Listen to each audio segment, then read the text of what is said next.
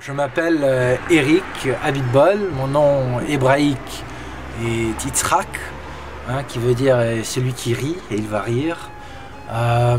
C'est un nom qui a beaucoup figuré dans la tradition juive. Le fils de Avraham Avinu, son fils c'est Yitzhak. C'est Raphaël, mon père. On est séfarade. Qu'est-ce que c'est? Juif, c'est-à-dire d'origine orientale, du Maroc.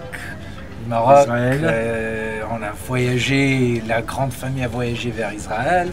S'est installé en Israël pendant de nombreuses années.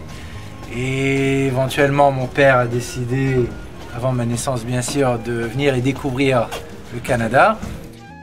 Pendant des années, j'ai animé des dialogues, des initiatives, des publications interculturelles où des jeunes de communautés différentes pouvaient se rencontrer, se comprendre et effectivement créer cet avenir et adresser les difficultés qu'ils ont qui découlent de leur rapport interculturel entre eux, mais aussi de leur communauté et de leur pays d'origine. Quand j'avais 11 ans, j'avais déjà passé une éducation pendant plusieurs années au primaire. C'était une éducation juive.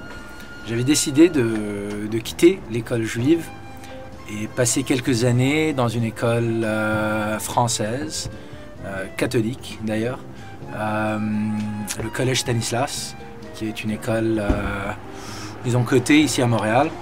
À l'époque, il y avait des cours de catéchisme et bon, étant juif, j'étais exclu. J'avais le droit de ne pas participer à ces cours de catéchisme, mais je n'ai pas participé à ces cours de catéchisme. Et j'ai trouvé ça bien dommage que ça n'a pas été remplacé par des cours de rapport interculturel, qui nous auraient permis d'avoir ces échanges culturels et de nous baliser, de nous donner les outils à ce jeune âge, afin de pouvoir avoir ce genre de rencontre avec l'autre, entre juifs et chrétiens, entre musulmans et chrétiens et juifs.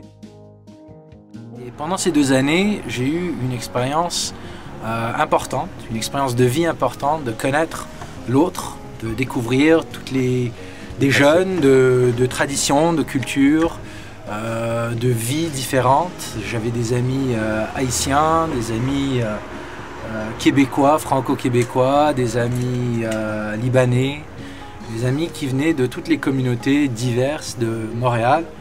Et c'est la première fois que j'ai eu l'expérience directe de racisme et d'antisémitisme quand un jeune franco-québécois m'avait lancé ce mot, cette phrase très méchante, m'avait accusé d'être un sale juif. Et je trouvais ça très... ça portait beaucoup à confusion, je trouvais ça pénible, j'avais beaucoup de mal à accepter cela. On m'a toujours dit que le racisme, que l'antisémitisme existait et que la communauté juive, il fallait qu'elle se soutienne, que tous les membres de la communauté devaient se soutenir l'un l'autre. Et puis là, je me trouvais dans une situation d'avoir directement eu cette expérience. Cette expérience m'a été très importante dans la vie. Ça m'a motivé à travers ma vie de rechercher, de cultiver des expériences qui permettent une connaissance de l'autre, un approfondissement des rapports de connaissance, de respect, d'amour, d'appréciation envers l'autre et de créer des contextes pour que ces rapports puissent se développer effectivement.